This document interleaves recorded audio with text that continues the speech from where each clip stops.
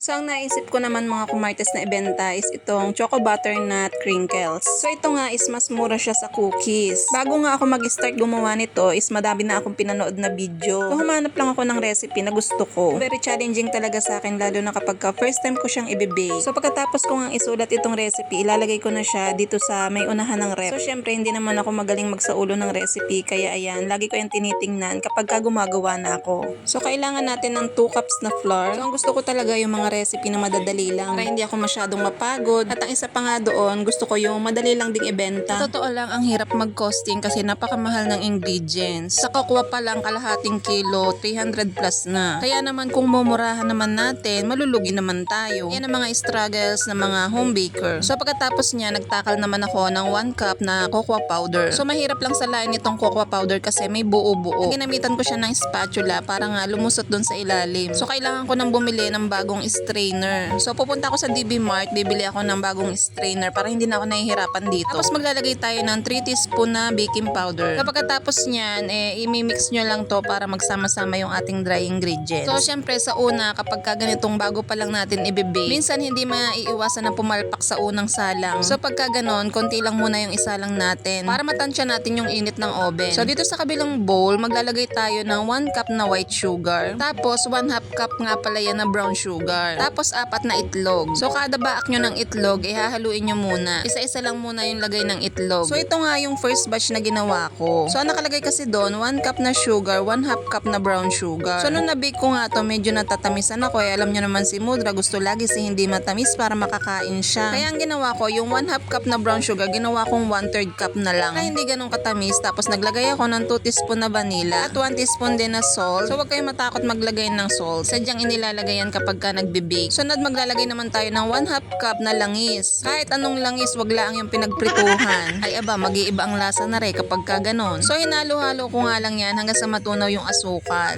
Pagkatapos niyan, ilalagay na natin yung ating dry ingredients. So haluin nyo lang. Ang mahalaga dito, wag nating i-overmix. Dahil kapag ka na-overmix yan, titigas yung ating crinkles. So dapat yung crinkles natin moist pa din kapag kakinain at hindi matigas. So tamang halo lang, basta hindi nyo na nakikita yung mga dry ingredients, okay na yun. So dapat ang consistency niya ay ganito, yung parang malagkit. Pagkatapos ilalagay na natin siya dito sa container at ilalagay naman natin to sa freezer. Yung iba ginagawa 4 hours lang, pero mas maganda daw overnight. Lalagyan ko nga pala ng cling wrap yung ibabaw nito. So syempre kapag ka hindi nyo nilagyan yan, may tendency kasi na magpawish yung takip nito. So papatak siya dito sa dough natin. So ayaw naman nating mabasa. So ilalagay ko to sa rep at bukas natin to i-bake. Ang susunod naman yung pagkukutan natin. Streusel ba ang tawag doon? Gumamit lang ako dito ng 1 cup na all-purpose flour. Tapos 1 cup powdered sugar. Tapos bumili na rin ako ng food color na kulay orange. Nagmelt na nga lang din ako dito ng butter. Tapos ilalagay natin yung food color. So hindi ko na nabidyohan mga kumarte. So sobrang busy ko talaga, hindi ko na nabidyohan yung kasunod. Bali inilagay ko yung powdered sugar tsaka all-purpose flour doon sa butter. Tapos ibe-blender nyo siya para pino. Tapos maglalagay lang kayo ng food color pa kapag kakulang pa yung kulay. So ayan, nagawa ko na nga pala. So sobrang busy ko talaga, hindi ko na nabidyohan lahat. So i-deliver na nga natin to kay ate dahil doon lang naman ako nagpapatinda sa kanya. Dumaan nga muna kami dito sa DV Mart para makabili nitong strainer. Tapos bumili na rin ako ng 2 container pa dahil nga walang lagayan yung ating powdered sugar. So ito lang talaga yung dinayo ko dito. Tapos nagpunta ako dun sa baba sa may Pure Gold. Bumili lang ako ng Baker's Best na margarine. Nga pala sa pinagparadahan ng asawa ko, may nagtitinda ng siomay. Ito yung siomay na hinahanap ko sa Batangas nung dating nagko-commute pa ako. Pag nalabas ako sa company nun, bumibili ako niyan. 4 na piraso is 20 pesos. Tapos ang kakaiba nga sa siomay nila, merong kasamang alamang. Kaya nung nakakita nga ako dito sa may DB Mart, nagpabili nga ako sa asawa ko kasi namimiss ko nga yung siomay na yan. Pero syempre, mas masarap pa din yung homemade siomay. Ito naman kasi is parang may halong harina na. Habang papunta nga kami kina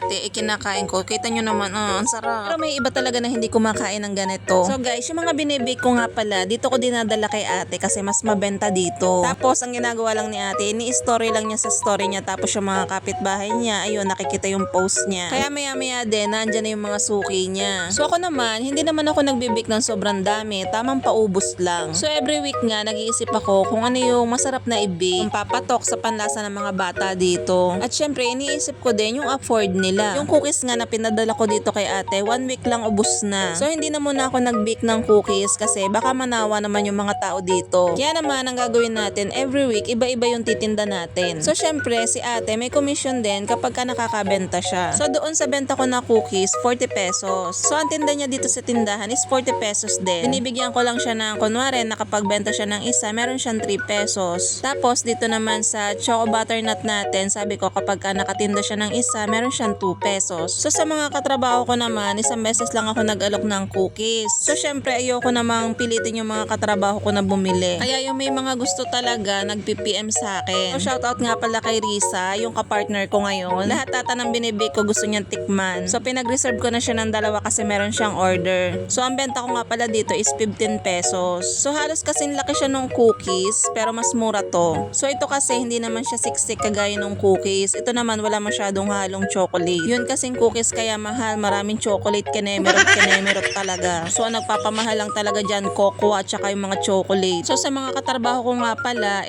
mag-message na lang kayo sa akin kung gusto nyo mag-order. Hindi na kasi ako mag-aalok kung mag-order kayo kasi nahihiya din naman ako. Baka kasi mamaya napipilitan lang, pina-order ko pa. So yun, kung want nyo mag-order, i-PM nyo na lang ako para maipagtira ko kayo sa mga ibibake ko. So makikita nyo naman yung sa story ko at minsan nagpo-post nga din ako. So sabi ko kay ate bumili siya para naman meron tayong benta agad. Pinatikim ko nga sa kanya kung masarap. Well, wala naman talaga akong binibake na hindi masarap. Wow, nagbuhat ng bangko. So sa mga binibake naman natin, ang nagpapasarap talaga dyan kapag ka hindi mo tinipid. Ganun naman talaga yon. Kapag ka gumamit tayo ng mumuraheng kokwa, yung nabibili lang natin sa tabi-tabi, asahan mo na hindi magiging masarap yung kalalabasan. Kaya ako kahit papano nag-i-invest ako sa medyo mamahali namang kokwa. So yung ginagamit kong kokwa is yung Dutch. So ayun na yung pinakamura sa mga klase ng kokwa. Meron kasing JB15, merong Bensdorf, basta marami naman kayong kokwa na talaga namang premium pero sobrang mahal naman talaga. Dutch yung gamit ko kasi masarap siya kahit mura. Pero wag ka talaga namang nasa 300 plus din yun ha, pinakamura na yun. So sa lasa naman, sasabihin mo namang hindi siya lasang pang bakery. Kaya naman yung nakakatikim na binibake natin is nasasarapan. So syempre yung pinagbentahan ni ate ng cookies, kinuha ko na rin. Tapos ibibili din natin yun ng ingredients. So yung puhunan natin, hindi ko muna siya kukunin, palalaguin pa natin yun. Kasi mga kumartes, nag-i-stock na ako ng mga ingredients sa bahay. Ayoko kasing mag-bake na kung kailan magbe-bake ako tsaka pa lang ako o-order. So every week, tinatanong ko din si ate kung ano yung medyo magandang ibenta. So ang naisip ko naman yung next natin is yung Choco Lava Crinkles. At ayan, naka-display na yung ating cookies dito sa harap ng tindahan ni ate. So nagpaalam na rin kami at sobrang lamig, dadaanan pa kasi namin si Kurt. Tuwing wala kasing pasok, doon niya na diretso kinainay, doon natutulog. So dahil nga may pasok na bukas, ayan, dinaanan na din namin dito. Pagdating sa bahay, patitikman ko sa kanya yung binake natin kasi yung mga bata, yung aking mga patikiman, sila yung ating mga tester. So yung unang salang ko nga is pumalpak, kaya ayan, naging patikiman tuloy. So maganda naman talaga, iba-iba every week para naman hindi sila magsawa. Nag-order na rin ako ng mga packaging. Mas gusto ko talaga yung sinisil kumpara doon sa mga self-adhesive. Baka kasi pasukin ng langgam. Pero kapag ka nakasil talaga, mapiprevent natin yung pagkakunat ng ating mga cookies. So ayan, nagustuhan naman ni Kurt, lasa daw brownies.